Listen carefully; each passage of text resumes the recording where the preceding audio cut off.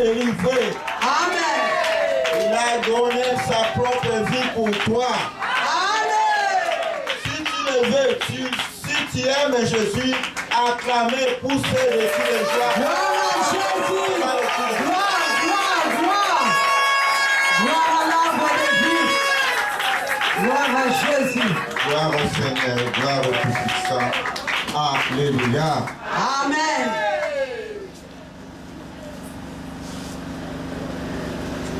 Nous débutons notre conversation Amen. ce soir. Notre grand thème, c'est les grands secrets de la délivrance.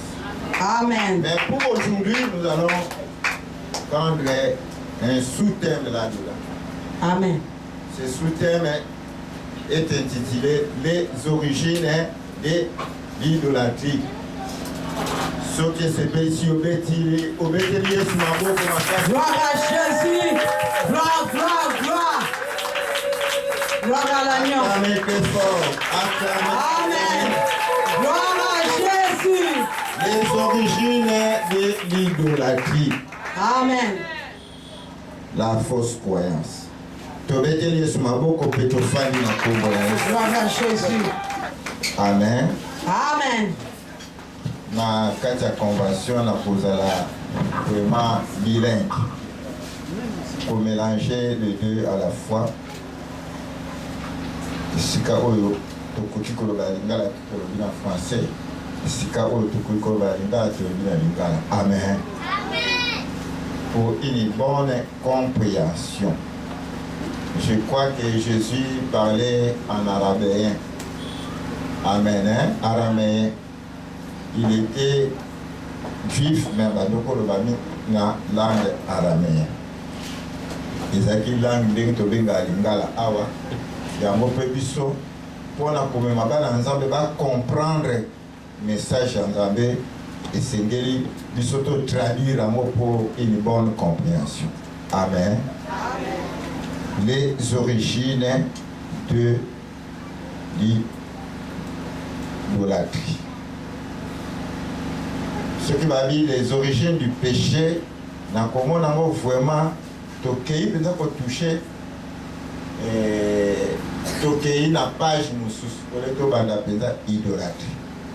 Idolâtrie, c'est un moment où ils ont convenu, pour les deux les origines du péché.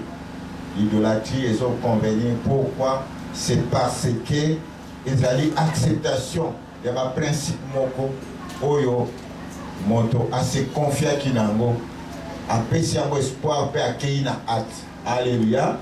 Alors le fait à commettre acte, donc c'est que mon a commis na soumission sous, contrairement à la soumission à l'iboso. Yango na kosepela mingi to landa plus transmission message que to sala mingi apporter la prière. Amen. Amen. Ce qui va dans le baka prière et foutaka, mais si quand on a yebiso, boye bindem de foutaka. Alléluia. Prière et foutaka te me boye bi ikangola. Avant yo bonde la soko bo bonde la te ko bonde la lokola nyama. Mais soko bo bonde la pona ko sepesa mokonzi. Oyebi soki on fait pas mokonzi, soko za na bwanye belé okoloba maloba moka malamu mokonzi ko sepela. Mais insensé koya kaka chef na ye pa na yo na nzala akolinga koya koti bana omona mutu aza voyou longole a mais oya zoya na sagesse nyonso azolo papa mokonzi. Je crois que mokonzi akoloba mo fongole porte aza maye. Alléluia. Pe akoyamba ye lolenge pe tolobi Bible zo balambiso mon peuple périt faute de connaissance. Mais je na mona comme bana batu bazoloba o prière nde les kinyos. Mais prière sans connaissance, ils allaient prière nulle, sans effet. Ils ont prière inefficace. Mais prière avec connaissance de commémorana. Tout comme ça, l'exemple est très simple. Très simple, bibliquement, tu reçois origine et si comme un solo de ce bandit. Pourquoi? tokozwa solution nango lelo mpe komona eloko moko ignoraka na makambo si bateya yo me lelo kolamuka miso ekofungwana mayele kofungwana. Alléluia. Amen. Tobeteli Yesu maboko pour l'introduction. Tozwi Genèse chapitre 3.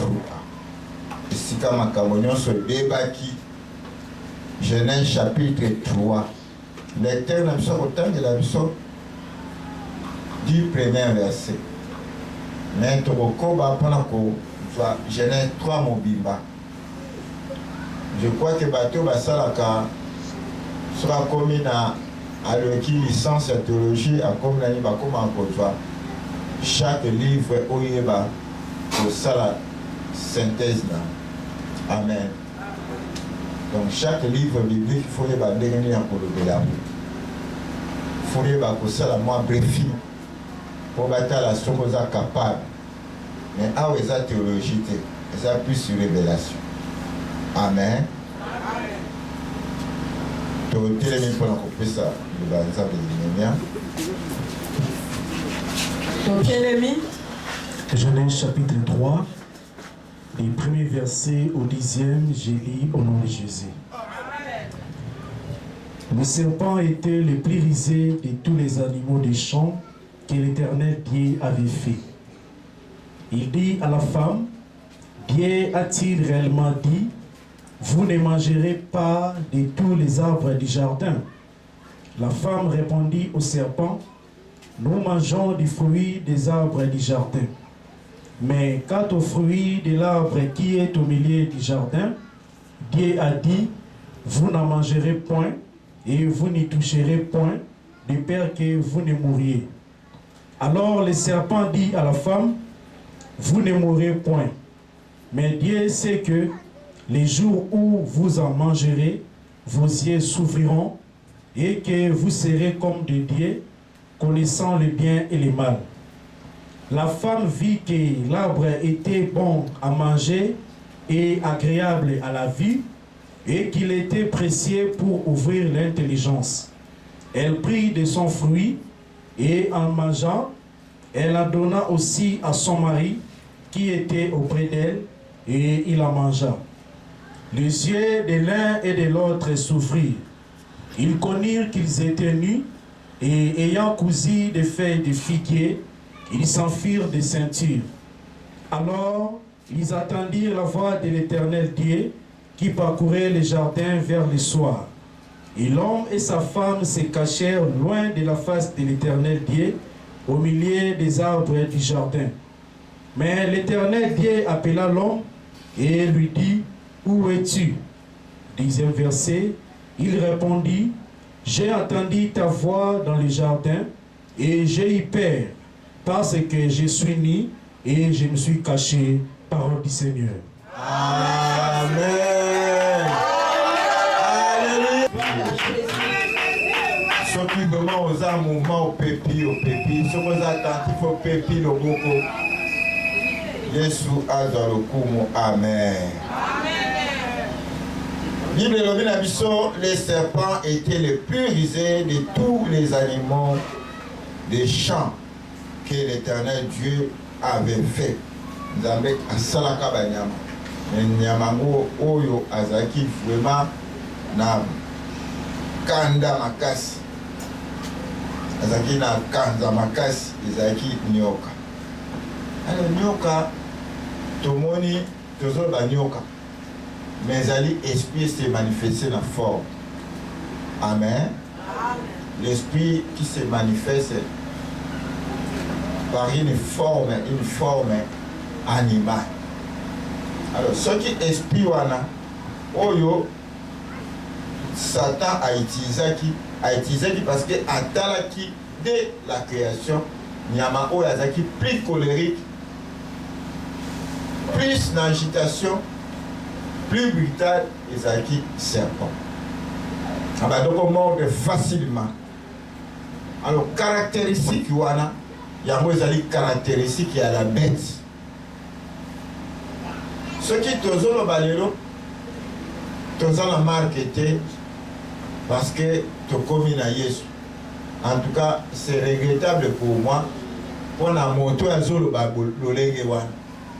Parce que ce qui total en réalité, l'homme qui agit comme un animal, il a l'esprit de la bête, automatiquement.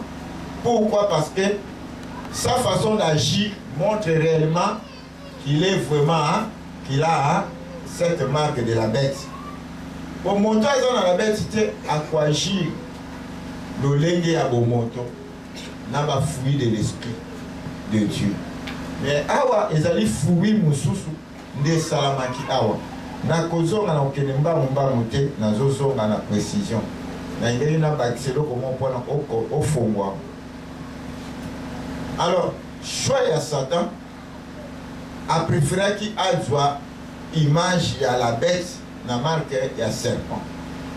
Alors, ce qui le bakalelo, le lion est le roi de la forêt, mais en réalité, il est le roi de la savane.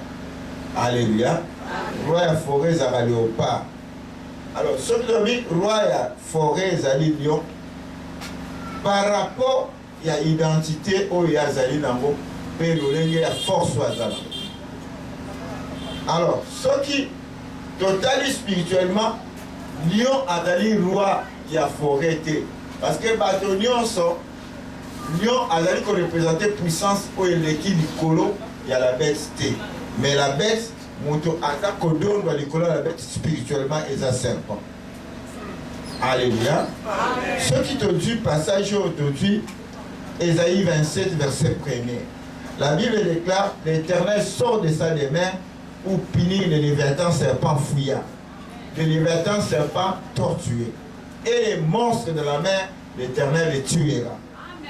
Alors, progressivement, je crois qu'au courant de la convention, donc il y a le progression serpent et ça, et le serpent a comme trois formes, on a forme agissante dans le cadre de humain. Alléluia.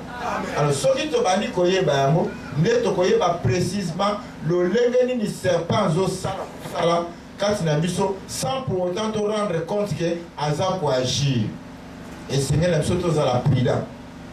Et on va habiter aux appels prida le cola serpent. Alléluia.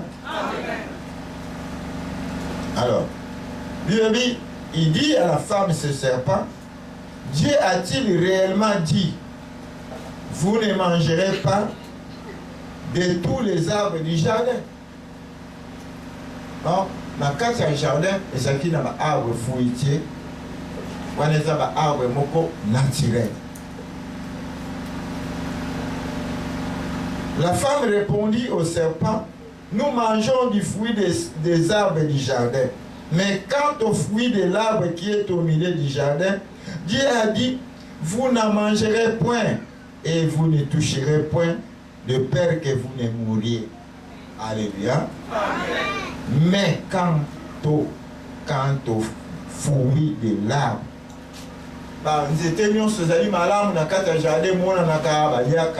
mais c'est là où et c'est que nous sommes dans la dimension spirituelle. Bible est facilité sur le langage littéral, mais dans le langage spirituel, c'est tout autre chose. Une autre réalité des faits. Et Seigneur nous sommes yéba. Pourquoi des arbres qui uniques, spécial dans le cadre du jardin de Dieu. Par arbre spéciaux ne sont mis, mais spécialement l'arbre de connaissance du bien et du mal. Et ça a une interdiction. Ils allaient interdit. Moi, quoi interdit, nous avons appris que cela veut dire l'arbre de connaissance du bien. Est-ce que la Bible en entièreté dans le mot et le bénéfice, il y a l'arbre de connaissance du bien et du mal ou pas? La Bible en entièreté dans le mot et le bénéfice, l'arbre de connaissance du bien et du mal, selon l'évolution, il y a un siècle, il y a un temps. Est-ce que la Bible est le bénéfice à monter, le bénéfice à monter?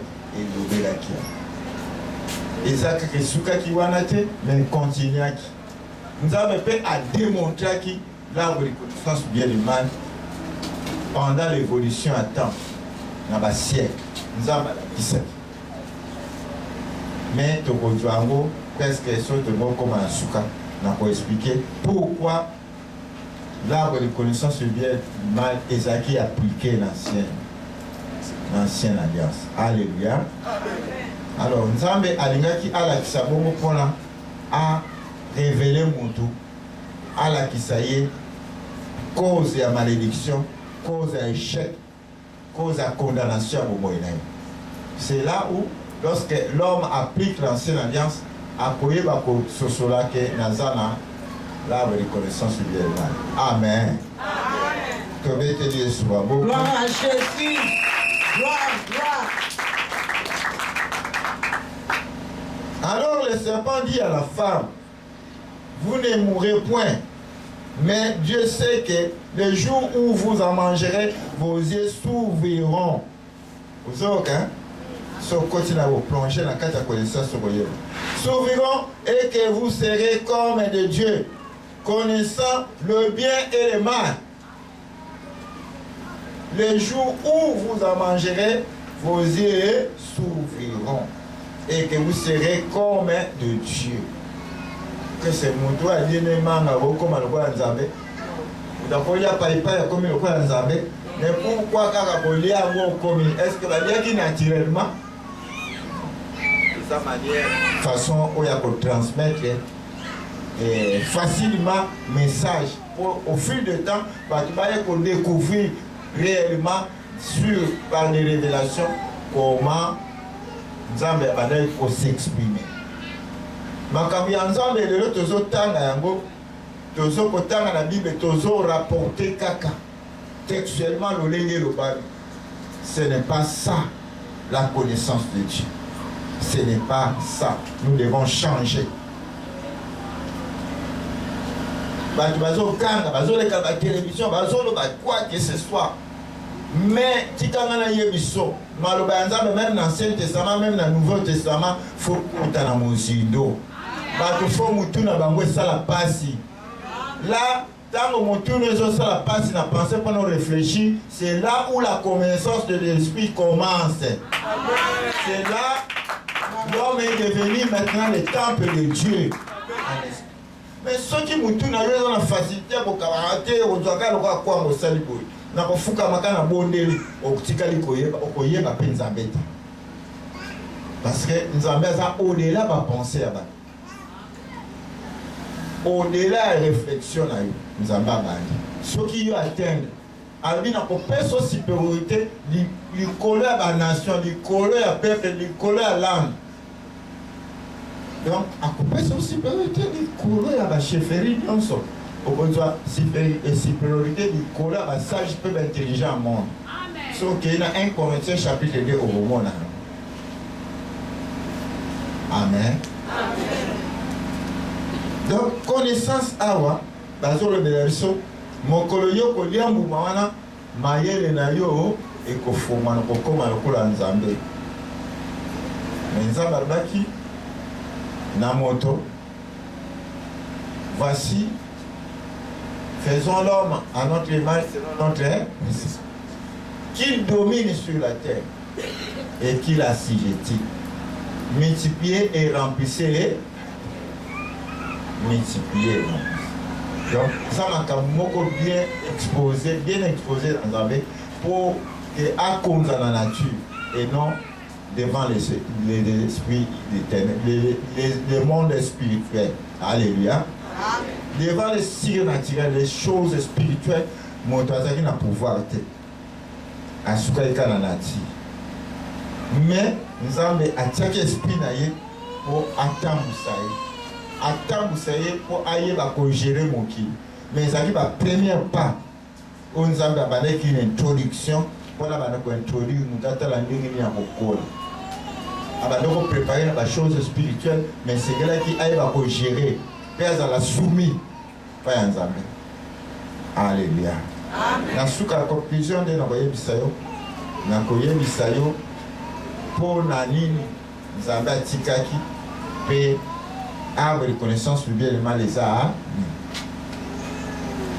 na l'arbre de connaissance du bien et le mal yango nde introduire biso na origine ya condamnation et ya péché mais tolingaki koloba idolâtrie mon oyo eza koconvenir mpona kolakisa il y a changement, il y a eu changement par rapport à l'obéissance. Moko boye muta se détourner na obéissance wana abali ko obéir na maître mususu a rejeter maître liboso. Alléluia. Le fait de rejeter Dieu et d'accepter un autre Dieu est commis opposition et commis rébellion. Alléluia. Amen. Alors yango nde place makambo ya minene nde ezali. Place base nyonso ya makambo ebandeli origine. Mais nakoyebi biso pourquoi na nzela origine wana balien elandaki. Je crois progressivement tokoyekola yango pourquoi balien elandaki ebandaki na bato moko boye bazalaki mibale akina moko bakoli mibale après descendance elandani pe infecté monde mobimba. Alléluia.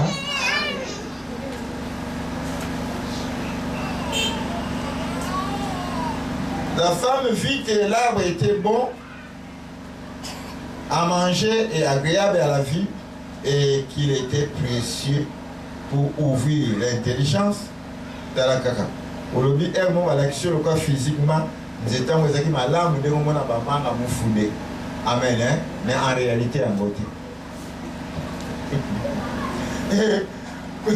Elle était précieux pour ouvrir l'intelligence. Elle prit de son fruit et en mangea. Nous n'avons pas la question physiquement liée. Et elle en donna aussi à son mari qui était auprès d'elle et il en mangea les deux. Amen. Hein? Amen. C'est comme Jésus, pourquoi le dit? Celui qui me mange vivra par moi. Non, non, il faut comprendre dans la langue. Jésus a causé une exception dans la langage ensemble. Celui qui me mange vivra par moi. Cette nourriture n'est pas charnelle, non naturelle, mais la nourriture est spirituelle. Amen. Celui qui mange ma chair et qui boit mon sang a la vie éternelle et je le ressusciterai au Père. Langage.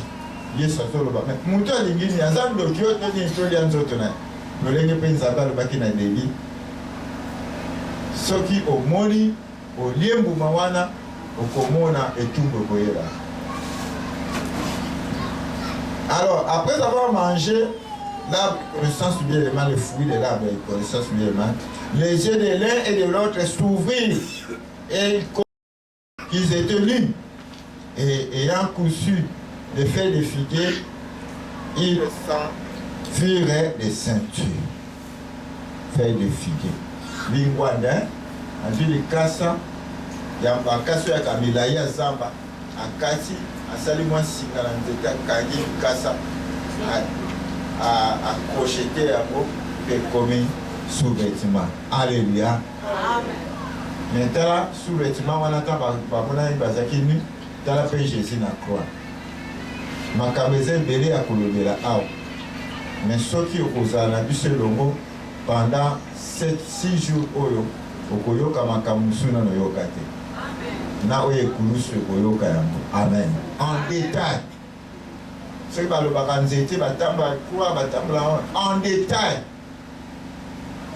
na ngai nasala briefing me nazomona so nasali briefing makambo akoloba eza ebele baintervenant bakoya après 2 jours ya intervention na ntango baintervenant mosusu bakoya ntango 6 nayebi ke nakorécupere na nsima mpona mpe na suka tokocontinue mpona kofungwana mpenza mayele fanda na biso pendant 6 jours oyeba makambo ebele nani bayebisa yo te so sepeli obeteli yesu maboko nalingi soko ndimi kolanda obeteli yesu maboko. Gloire à Jésus, gloire. Alors, miso na bango efungwani elingo bani sorcellerie nzambe apesi yo mokolo eloko nini ekoya point de contact eza avoir obéi à Satan, Amen. Hein? Le fait d'obéir à Satan, déjà à transmettre yo makambunaye, ma sémence. Alors, ndenge pe tozalaka ko tosaloba nzambe nde toselebelaka na bafamille na biso, na baroshi na biso, na idolâtrie na bango, na fausse croyance na bango. Alors lolenge pe nzambe balukilaki ye ne bande. Amen. Amen.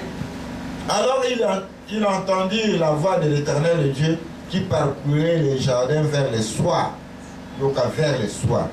Et l'homme et la femme se cachèrent loin de la face de l'Éternel, au milieu des arbres du jardin. Mais l'Éternel Dieu l'appela homme, et il lui dit, où es-tu? Il répondit, j'ai entendu ta voix dans les jardins et j'ai eu peur, mais nous sommes au Bangati. Parce que je suis né et je me suis caché. Alléluia. Amen. Parce que je suis né. J'ai eu peur parce que je suis né et je me suis caché. Bombama. Vous avez pas ce occasion à Kandali, Bombama. Alléluia. Ce qui est dans Isaïe, on a tout 26, dans 20 à 21, dit cache-toi momentanément jusqu'à ce que la colère de Dieu soit passée. Alléluia. Pour un temps. Cache-toi un peu. Alors, le fait de se cacher, il faut pas se protéger, se défendre, se sanctifier. Amen. Et ce que Bali Koban a déjà entamé, ça signe moko, il y a sa faiblesse dans ma cabosaki. Mais c'est là qui a avoué la souka. Donc, partie où il y a des bossos, nous avons simplifié pour transmettre l'eau. Et il va tout simplement le fait d'avoir obéi à la voix du serpent directement. Ba continue à kondima mususu. Alléluia. Amen. Kondima wana échanger kondima oyo azalaki nango.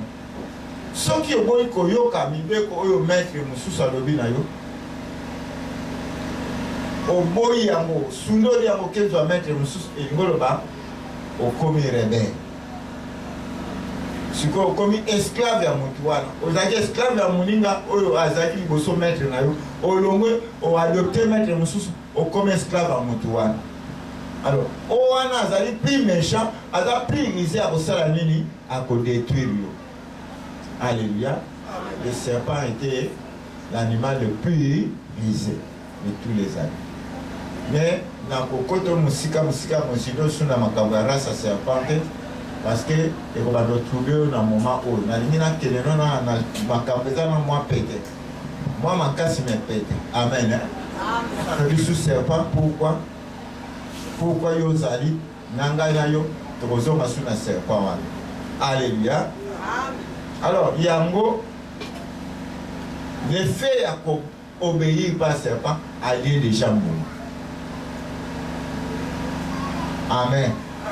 Dans wandimi ko sala acte ya makambo ba yebisa qui est déjà si a BBC a lié déjà.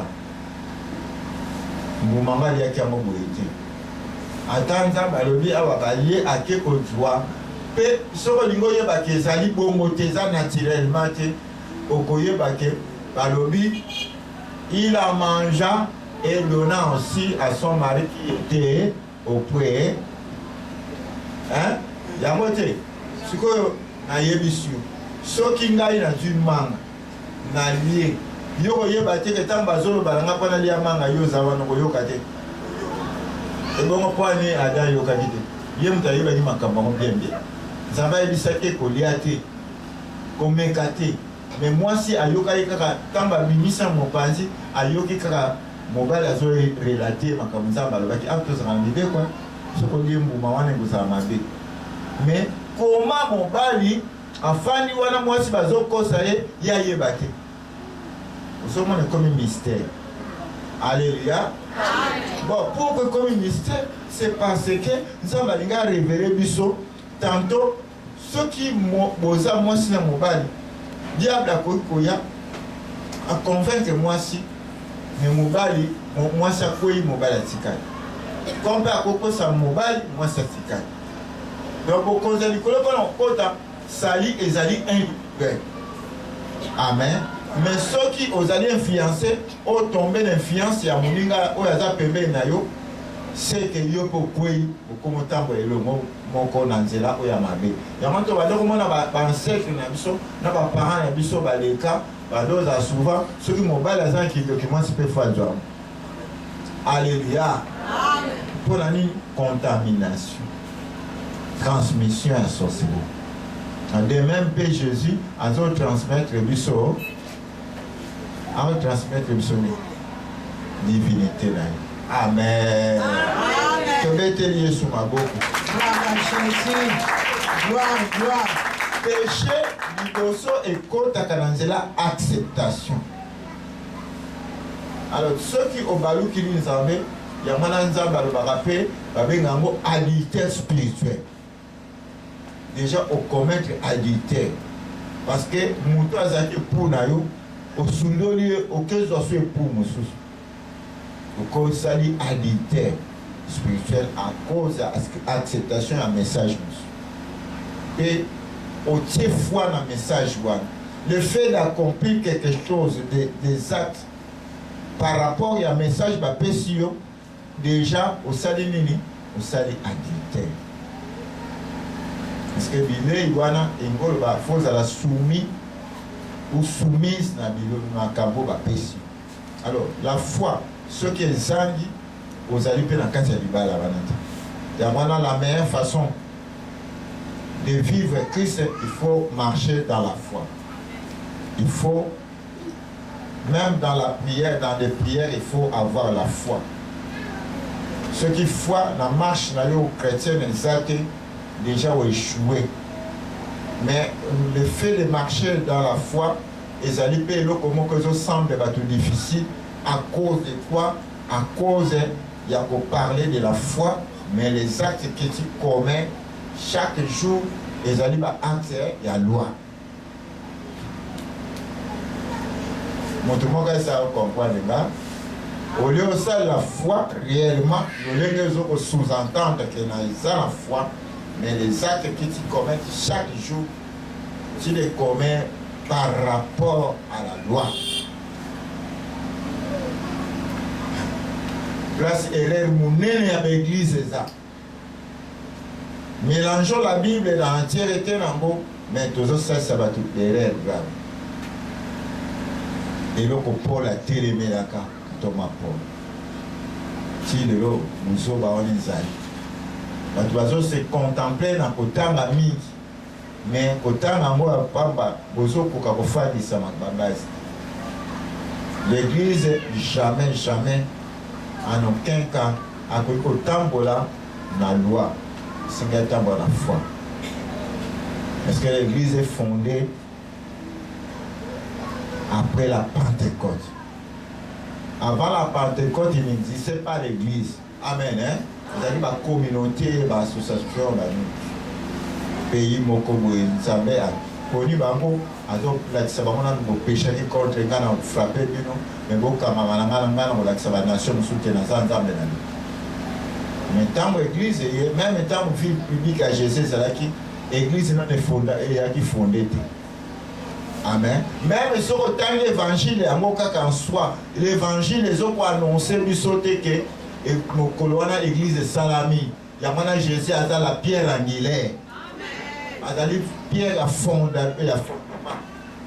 Je mettrai en Sion une pierre angulaire solide posée. Celui qui la prendra pour appui n'aura point à terre et fondement. Ce qui est la fondation, je crois que l'église est au même endroit, mais ma barre n'a pas besoin de. Amen. Mokolo église mokotongama de bakoloba église ebandi.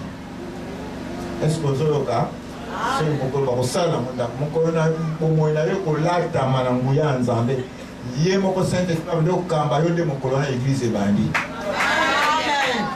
Gloire à Jésus. Le frère à la Kisabisoawa, Yaka accepte Jésus comme Seigneur et Sauveur. Yango te change.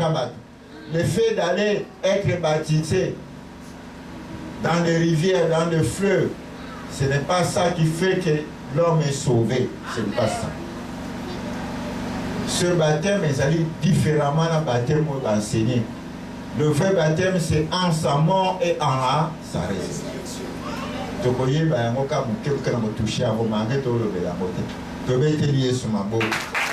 gloire, gloire à l'agneau. Bato nyonso bakendaki kozinda na mai babika te. Ata bakonfese, ata basali barepentance esimba te. Mpo na nini toza na erreur moko grave. Apostasie ememi biso mpona ekosaka biso ntango nyonso. Bamensonge na liturgie ya Nzambe. Na makambo nyonso Nzambe apesa biso berere ebele esalami à cause ya nini diable azokointercale bato bayeba vérité. Mais cette fois-ci, tu peux connaître la vérité. Nazali mouké, mais nous allons chaque fois. Ça va permettre déjà mouké to bandole kana presse to panza sango lolenge na to panza te. Amen. Ba tu ba kobima aux enseignements ça ko panza vérité dans le monde entier. Amen. To bete Yesu mabo. Gloire, gloire. Gloire à Jésus. Alors première partie voilà alobi la connaissance du péché. Et l'homme a se confié que le message est où ils allaient pécher. Où ils rendraient pécheurs les bosses et entendés. Mais le jugement n'a pas encore été proclamé. Dans la deuxième partie du jugement, nous avons bandit. Amen. Après la 11, Tokiti, la 14 jugements. Deuxième partie, sous thème, sous-thème, deuxième partie, le jugement de Dieu. Première partie, les acquis transgression de la loi.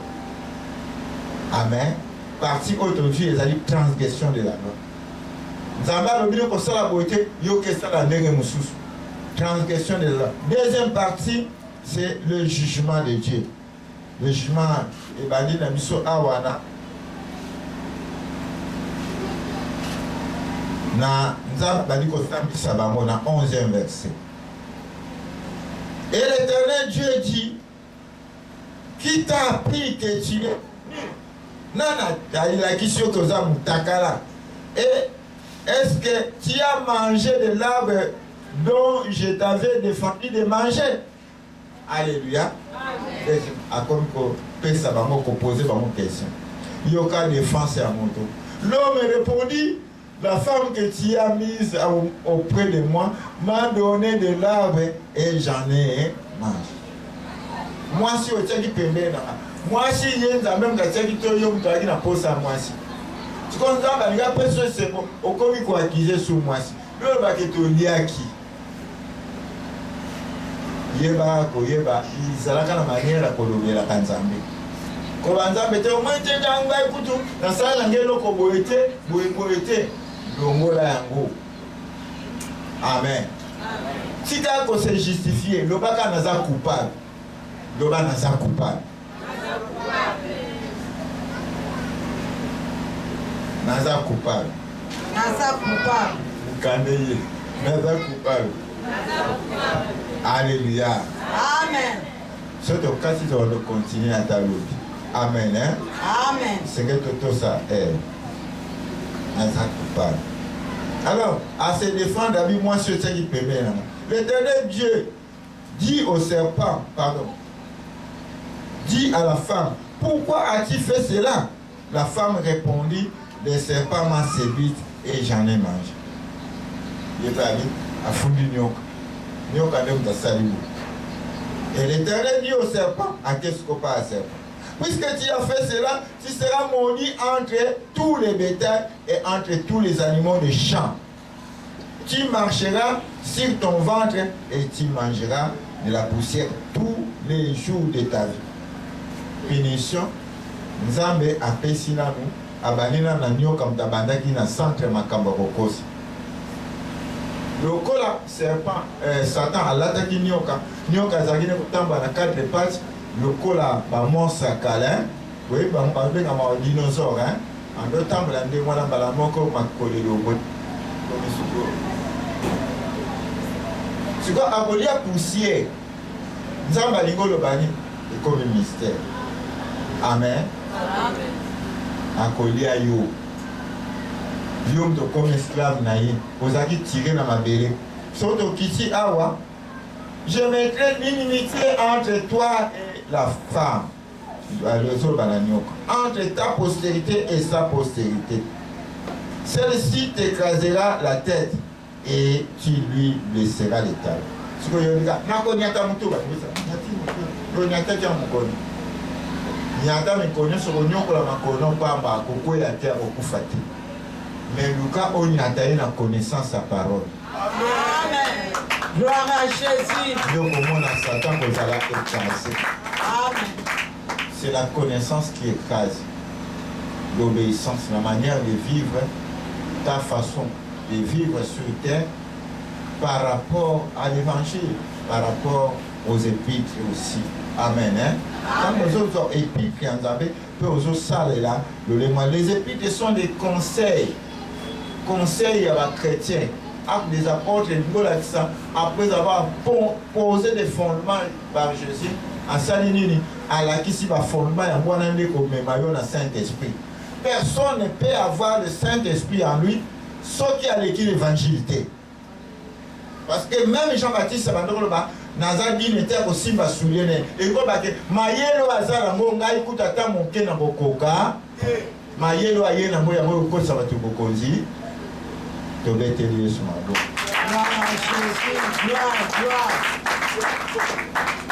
Amen.